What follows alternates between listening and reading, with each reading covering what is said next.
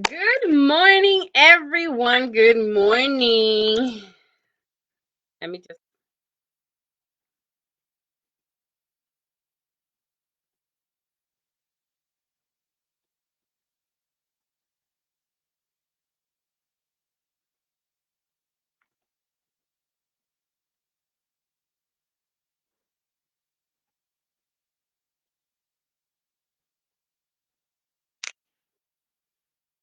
What'd you get, Bug? What you mean, nothing? Hold up, you guys. Give me a moment, because my child is acting like she doesn't know the routine that she got. Hold on. What are you doing? Come, come.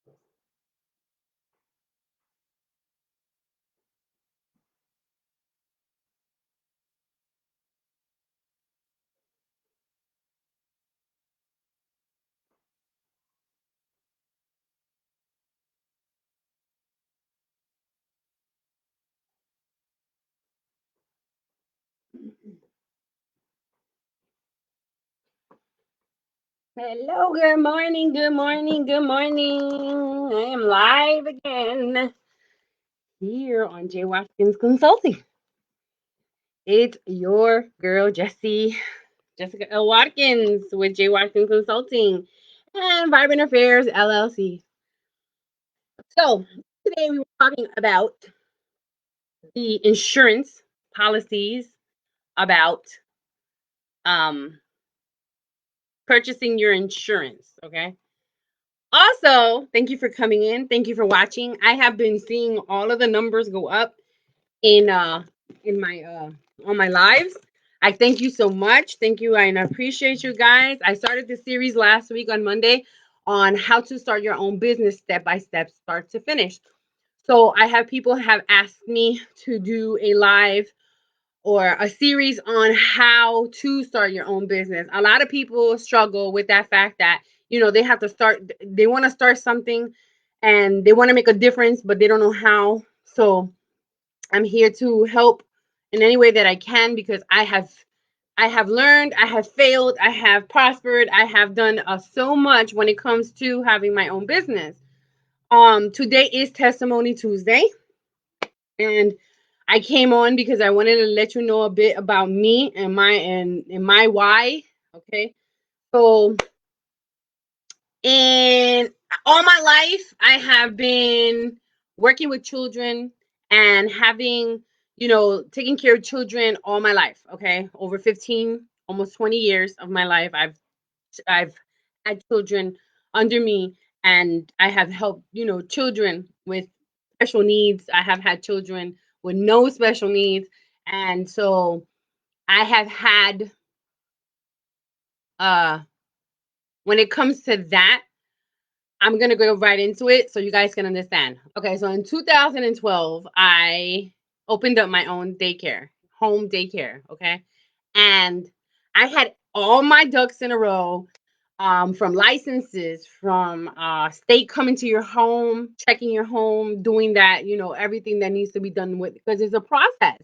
Okay, you have to have insurance, you have to have all these things, and because I have had um experience with children from 6 weeks old all the way up, okay, teenagers, um I figured that I can go ahead and open up my own business because I knew what I needed to know, and nobody was going to tell me any different. Okay, I was too proud to say that, okay, yeah, I needed help or whatever, but I already knew the steps that I needed to take in order to open up my own daycare, home daycare. Okay, and I had it set up to where everything to a T.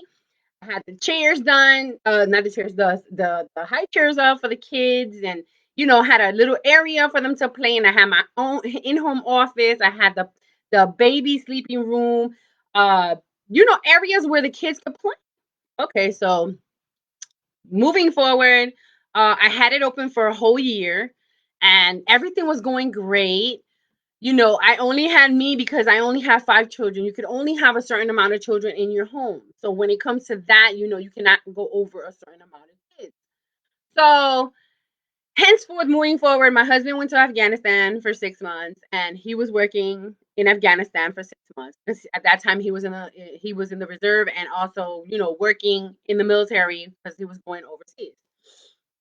So and he had done 16 years prior, so he was in the reserve at the end. So henceforth, moving forward, I ended up moving our stuff into a basement apartment. But in that basement apartment, I had the room to be able to set up my children's, you know, little area for them to play. I had my office in the room, and I had, the TV for them to watch. And at that time when I moved, because I let my parents know that I was moving. We ended up moving. This particular woman had 2 children. She had a 6-week old, which that was the limit. The 6-week old and up I could take. Okay. Then I had her 7-year-old little boy. So once I had them, and I had them coming from my other house to into the apartment, I had them for over 2 months. Okay.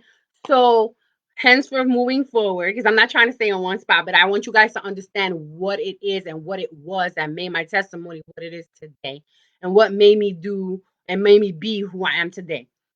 So hence we're moving forward. Um, this woman was in the military, and if anybody knows anything about the military, honestly speaking, PT starts at 6 a.m. Okay. And at this particular day, this baby, she dropped off the kids at 8:45. She was in a rush. She was moving fast. She dropped off the kids. The baby was sleeping. I asked her if the baby was fed. She was like, yeah, such and such fed him while we were driving over. Da da da da da da. Moving forward, this baby was asleep. Okay, he was asleep. He wasn't moving. He was fine. He was asleep. He had a blanket over him because it was kind of the beginning of September. So, you know how it gets cold in the mornings and everything. So I didn't think anything of taking off the blanket off of this child. Okay. I did not think, and again, I say that that's my fault because I should have checked. I should have checked.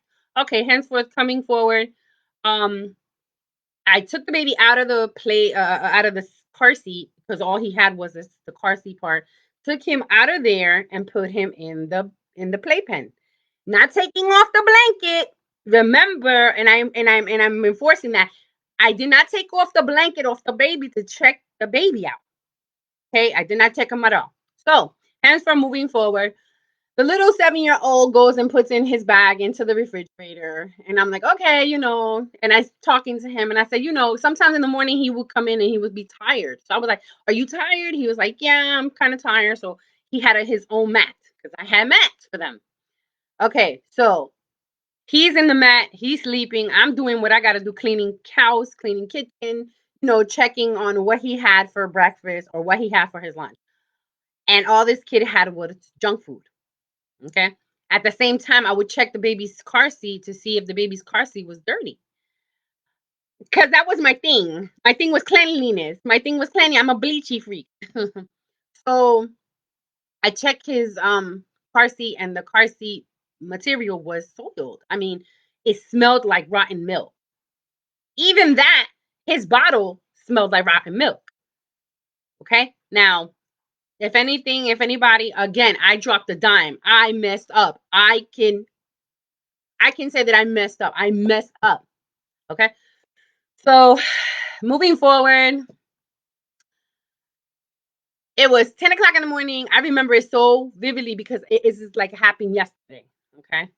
And I have gone through this in my life in the past 7-8 years that I've gone through it. And I'm putting it out here because I want people to know that things like this can happen to anyone. Okay. If you are not on your P's and Q's, or if you are not on your dime, guess what? You're going to drop that dime one day, and it's going to happen. Okay. So hence we're moving forward. 10 o'clock rolls around. the baby. I checked the baby. I check, how you just check to see if they're breathing, check to see if they're moving. It's check to see if even he was wet. He wasn't wet. He wasn't crying. He was asleep. He was good. Okay, to me, he was good. So then me and the 7-year-old continue to do what we're doing. He gets up, he goes potty. I asked him if he wanted something to eat. I made him a sandwich because all he had in his bag was candy. I don't mess with that. I don't even give my own child all the candy. So moving forward, and I'm saying moving forward because it's a lot. It's a lot of details. I have a lot of details. I know a lot of details. I can tell you a lot of details. But moving forward, I feed the 7-year-old, and I can't say his name, so I'm not going to. I move forward. He eats. We continue the day. He's watching television. He's playing with his toys. Da da da da da da da da da. What kids do. So continue moving forward. 12 o'clock comes around. The baby's still sleeping. 1 o'clock comes around, the baby's still sleeping. So I didn't think, I was like, you know what? He's really, probably sleeping well. You know what I mean? He's probably sleeping well. So I'm like, okay, when you're sleeping good, you don't want nobody bothering you. Especially a baby, because my daughter slept, when she got home, she slept during the whole entire night. Okay, my daughter was on point when it came to, her sleeping during the night. So, moving forward, here comes 1 o'clock in the afternoon, and I was like, okay, I need to wake him up at least for him to sleep for his mom. You know what I mean? Because she just had him. She just had him 6 weeks ago, so I know she was going through some. She might have been going through some postpartum depression. You know what I mean? But I didn't really think about it at that moment in time. Okay, so continue the momentum, and I went and picked the baby up off the. I went to check him, and I see that he is soaked and wet. Okay, from top of the head all the way down to his feet. The blanket was soaked, his onesie was soaked, everything was soaked. And I said, "Oh my God, he has peed so much. Why is he so wet?" So I pick him up. I pick him up with the blanket. I pick him up with the shirt. I pick him up with the blanket. I pick him up together. Okay, all of together. So I take him, and I take him in, to go get him changed. When I go get him changed, and I remove the blanket, this baby had his leg about that big. And that is around the femur area. His right femur was that big. So my first thought, oh my gosh, wait a minute. I'm doing a double take. I'm looking. I said, oh my God, he got bit by a spider. Because of the fact that I lived in the basement, and the room where he was staying in, the windows weren't sealed, but I didn't even think about that. The windows weren't sealed, and we were in the basement of the house. Okay, my landlady was right above us. So when I started panicking, I took the baby, I went into the other room, I looked in the bed to see if if there was a spider in there or something, because this baby's leg was that big. Okay, his femur was that big. Okay, I'm with the baby. The baby's not crying. The baby's not doing anything. So I'm like, oh my gosh. Okay. So I'm panicking at this point. I take the baby with me. I take him around the corner. I open the door because my landlady was right there. And I said, such and such, I need you to come down here. I need you to check this baby. She comes in, and she knew that I had a daycare in the bottom because I let her know this from the very beginning when I first moved. I have a daycare, an in-home daycare. I don't go nowhere. The children come to me. I have my van outside, but I don't take them anywhere. So she comes downstairs, she looks at the baby. I put the baby down on my bed. The baby, she comes in, looks at the baby. She's like, what happened? I was like, I don't know. She came in running at 8:45 this morning, and she just bounced. She left. Okay. No explanation, nothing. I asked her the questions, and she was in a rush. So I was like, okay, you got to go. You got to go. Another thing that I didn't notice that she did not have her PT clothes on. Ding, ding, ding. Noticed it after the fact. Okay. So I started thinking back. So she comes downstairs, starts checking. She said, oh my God, what happened to his leg? I was like, I don't know, because I looked in the bed and there was no bugs or nothing in there. The first thing I started looking at was his crevices, because this baby was at least 40 pounds. At least 40 pounds. Okay. At least 40 pounds. Okay. So, and that came out after. Hence, for moving forward, her husband comes in, he checks, and he's like, oh my gosh, this baby got a broken leg. And I said, but wow, because he's been sleeping all morning. He has been sleeping all morning. So, and he hasn't cried. He hasn't done nothing. He was like, he has a broken leg. You need to call the police. I was like, well, I'm over here like, oh my gosh, Lord, what do I do? Because I don't know what to do. I've never been in this situation. Henceforth, I called the mother. This was around 1:45. I'm telling you, all of this is happening, but at 1:45, I'm calling his mother talking about, hello, hello. She hangs up on me. I said, you need to come and pick up your baby because he needs to go to the hospital because he has something wrong with his leg. She's like, well, I can't pick him up because I'm over here at the company. I'm shopping for the company. I'm like, what? Let me tell you something. If somebody calls me with my daughter in pain, or my daughter it has something wrong with her, I'm running to the dang on hospital. I'm running to go pick up. I forget the damn freaking sticky notes and forget this and forget that. I'm not doing it. I'm rushing to where my daughter is because my daughter, what's going on? I dropped her off in one way and it's something else. But again, there's a story behind all of this. Okay, so moving forward, after 3 times of calling her and telling her, look, you need to come and pick up your baby. You need to go take him to the hospital. You need to if not leave. I was not in order. I cannot leave with the children in my vehicle, especially if they didn't have a booster seat, especially if they didn't have a base to the car seat. Okay, I could not leave, and that was not an option for me at all. So, hi everybody. If you're coming in, please come in and say hello so I can acknowledge you. I am giving you a testimony Tuesday on what and why I started my own business again. After failing one, I'm doing it again. Okay? So, moving forward, we're at the point where she comes in, rushing through the door. One rushes my door, opens up my door, comes in. My landlady is still in the room talking about, I have the baby on top of me. The baby's not crying. The baby's not doing anything. Before that, my landlady is looking at this baby and she is like, oh my God, the baby opened up his eyes. The baby's eyes are bloodshot. Now, you tell me how a baby's eyes get bloodshot, because this baby's eyes were bloodshot. She saw it. I saw it. We were both on the same page when it came to that. Okay. So she comes barging into my house. She bum rushes my door. She comes in, you know, the 7-year-old is like, what's going on? He's in panic. I'm just trying to calm him down as well as me calming myself down and calming the baby down because the baby's on top of me. The baby's on top of me.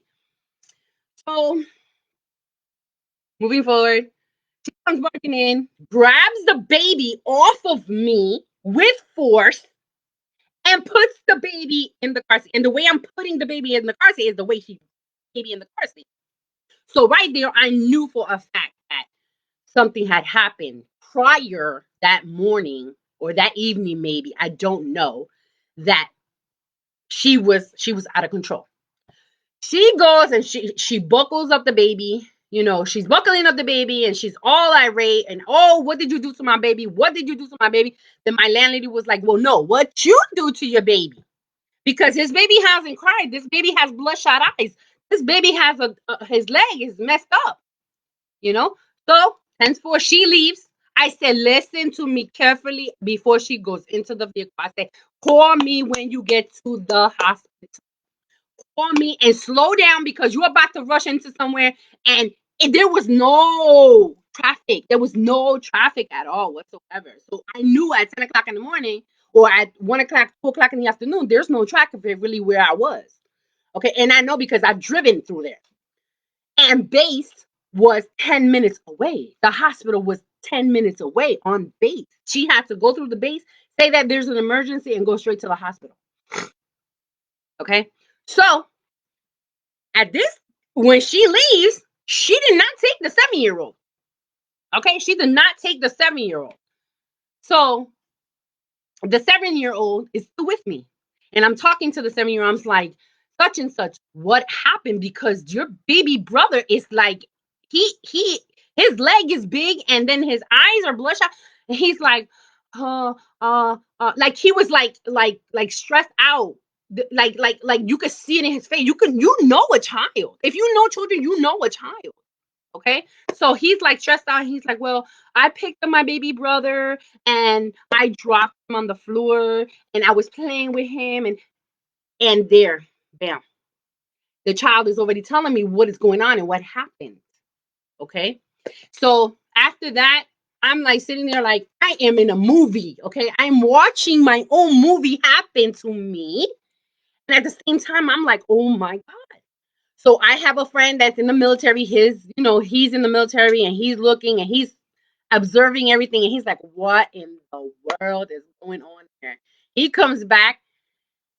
This is 2 o'clock in the morning. Okay, 2 o'clock in the morning. And the 7-year-old is still with me at 7 o'clock in the morning. During this whole entire period, her husband or her boyfriend is calling me, threatening me on the phone, calling me out on my name. I had to call the police because I didn't know if he was coming for me. I didn't know because he didn't know what was going on. He didn't even know what was going on. Okay. So I had to call the police.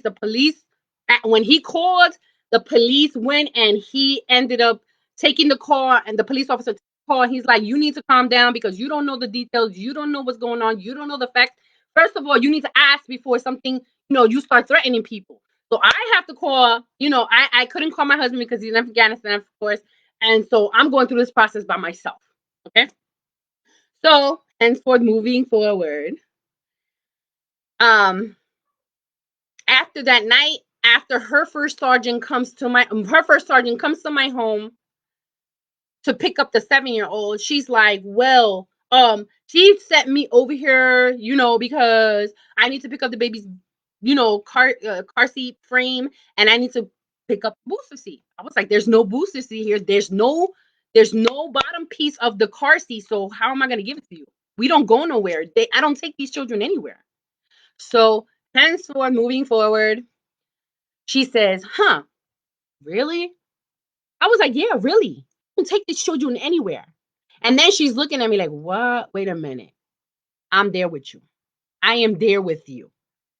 And at that moment in time, the mother of the children called the first sergeant talking about, oh, she's got the booster seat. And she's like, me talking about me. She does not have booster seats here. She does not have booster seats and she doesn't have a base for the baby's car seat. So how is she going to drive anywhere? She doesn't drive anywhere.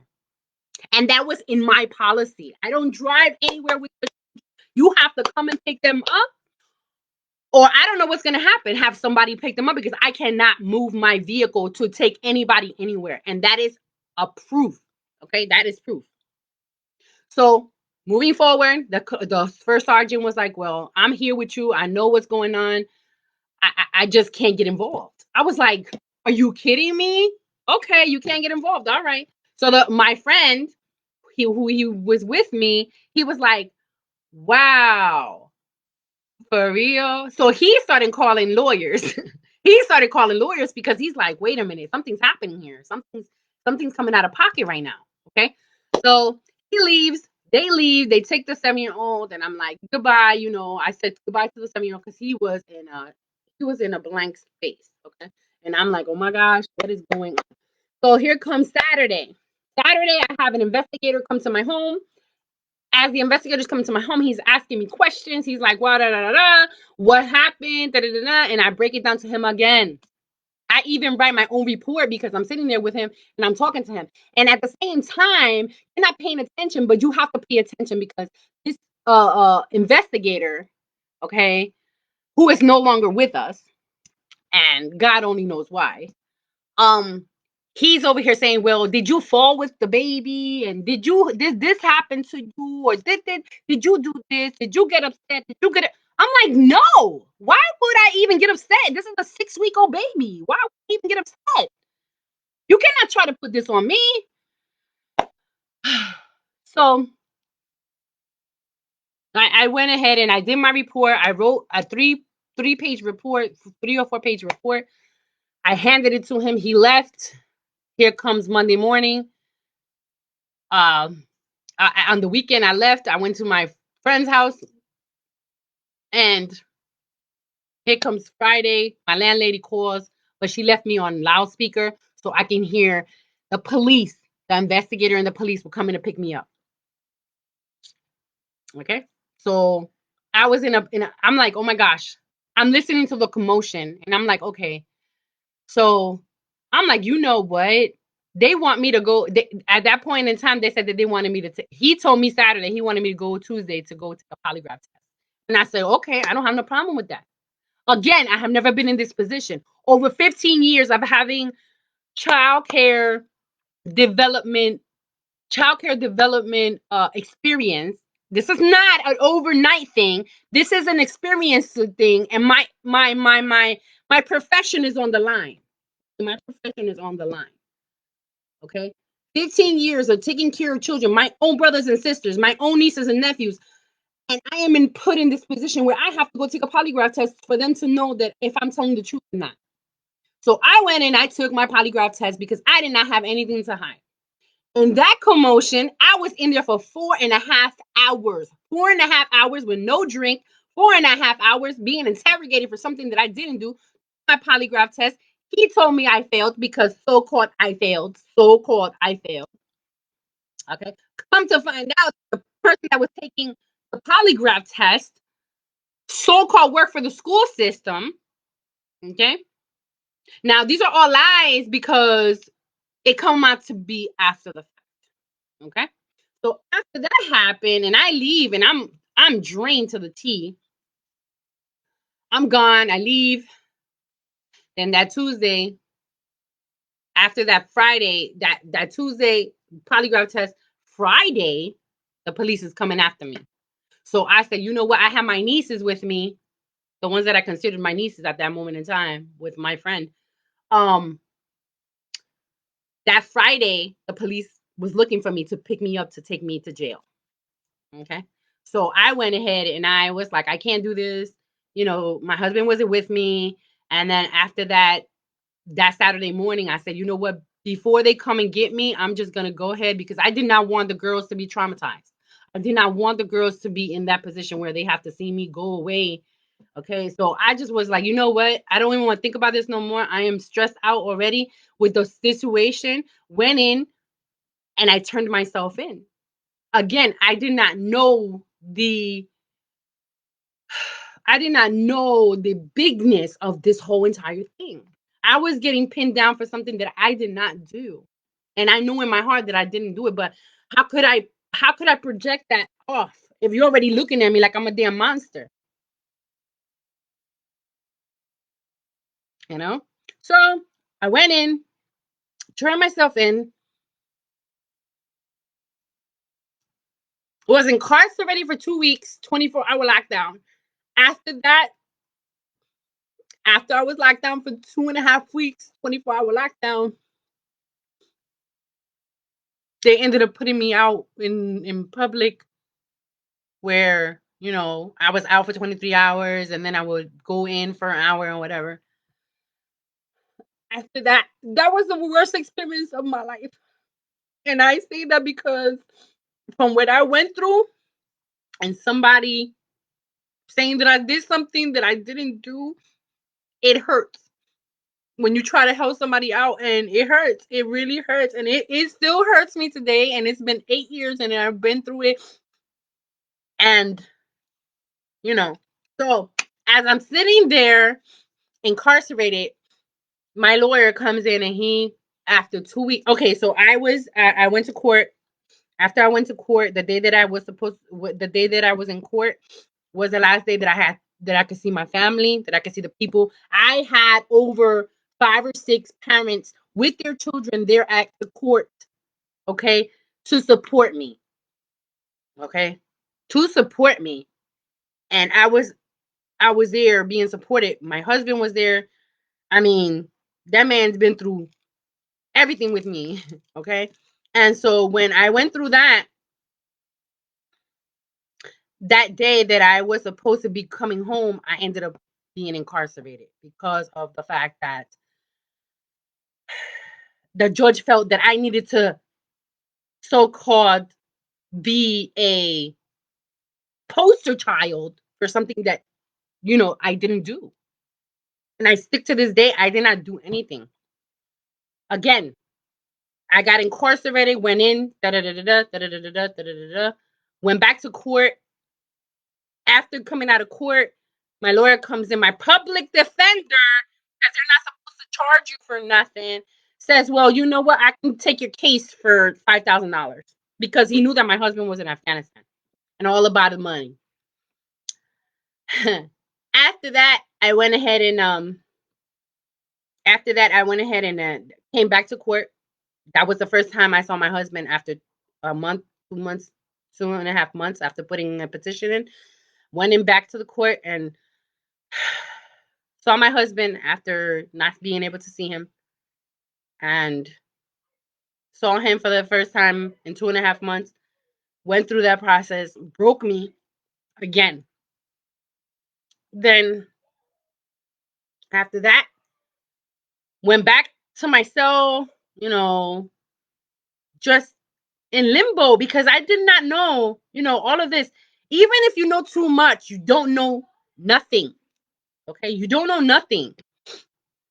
Okay, but after being in jail, my lawyer comes in, or my public defender comes in after 2 weeks. Before that, after 2 weeks, and tells me, oh, well, they had actually given me 2 years. Okay, they actually gave me 2 years.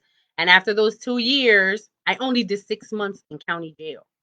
Okay, looking at a so-called 5 or 15 to 25 years. Okay,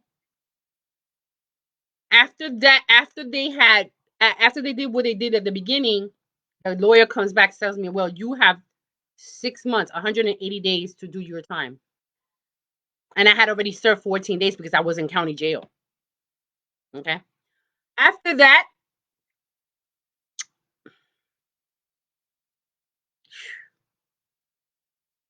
God, after that,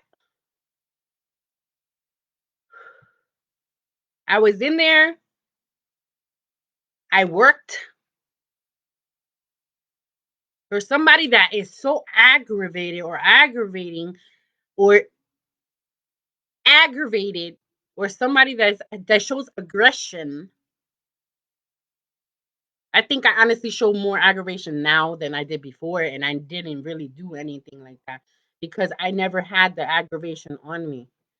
But after going through that, and I went in on July the 18th of 2000 and what was it? 2017 or 2012, because that's when I had gotten prosecuted.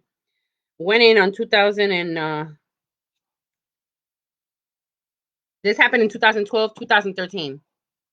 Yeah, 2013. I come out January the 18th after 6 months of good conduct, after good everything. They never had a problem with me. They never say they had a problem because I was cool with everybody and not even trying to be cool, just trying to be cordial and trying to be on point so I can get out because I did not feel like I needed to be in that place. Okay, I went to church when I was in there. Not saying that, but I went to church. I was there. I did what I needed to do to make myself feel good and be able to, hold my faith because my faith was almost gone. Moving forward, I I ended up, coming out January the 18th at 6 o'clock in the morning.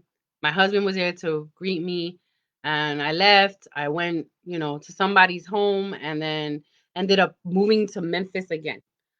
But while I was incarcerated, I asked God. If I have done anything wrong to this child or any child in my life, I don't ever want you to give me children in my life. I was bearing before. Because I was told that I couldn't have children. But today, okay, when I got out of jail in 2014 or 2013, after 2 months of being out of jail, I came out pregnant. Okay, I came out pregnant, and that was only God. Because if God didn't want me to have something, He would have never given it to me. And I asked Him this while I was sitting in that jail cell, and I was going through my time, and I was having my faith.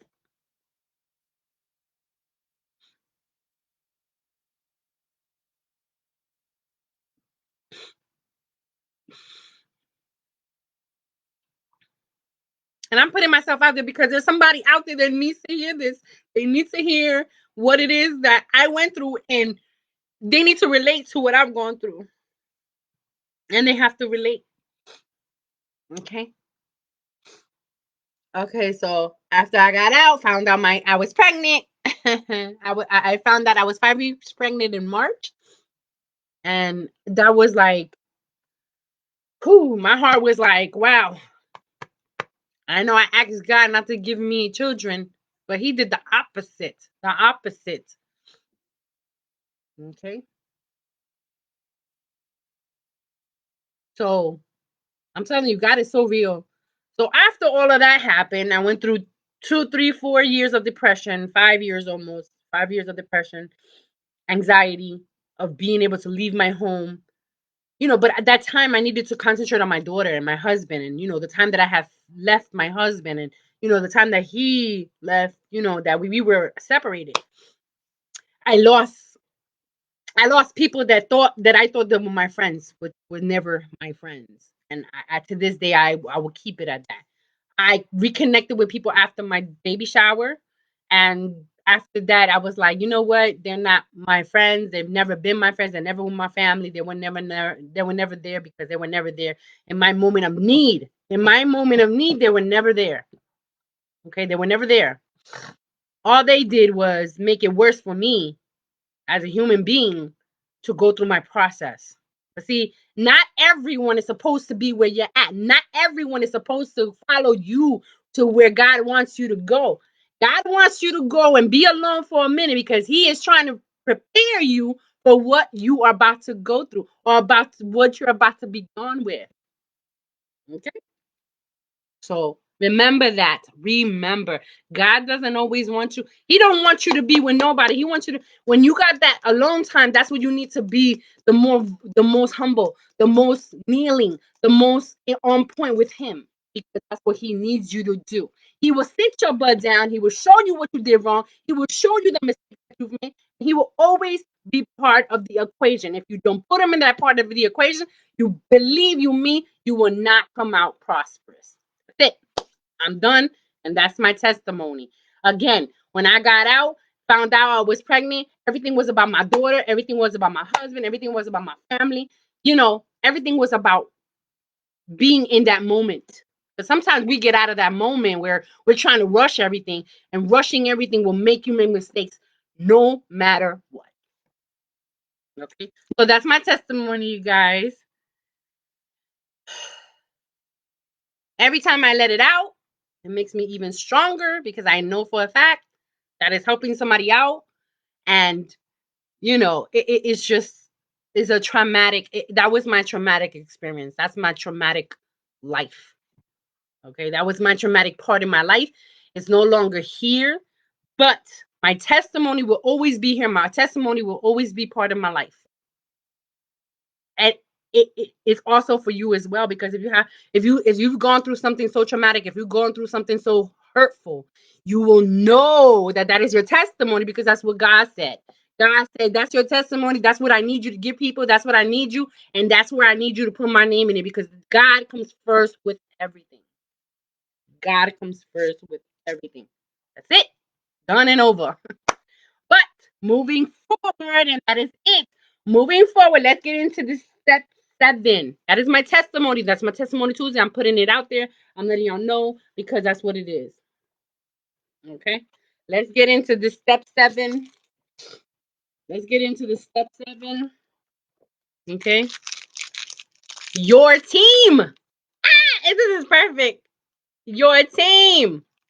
Building your team. Okay.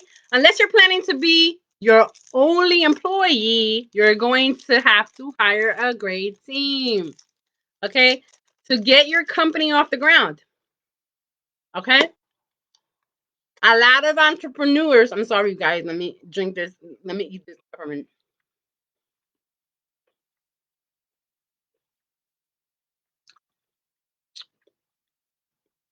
Joe Kozlowski, CEO and founder of MediaMath, said entrepreneurs need to give the people element of their businesses to make attention to businesses the same attention they give their product. So when you're looking for your team, y'all need to pick mentally what it is that you want to do with your team. How do you want your team to, move in your name? Okay. What it is that you want, the same vision that you have, they have to have for you as well, because that is what's going to put them in a moment, in a movement where, bam, you know what? They're on point. And if they're not on point, they have to be moved, because that's what happens. Okay.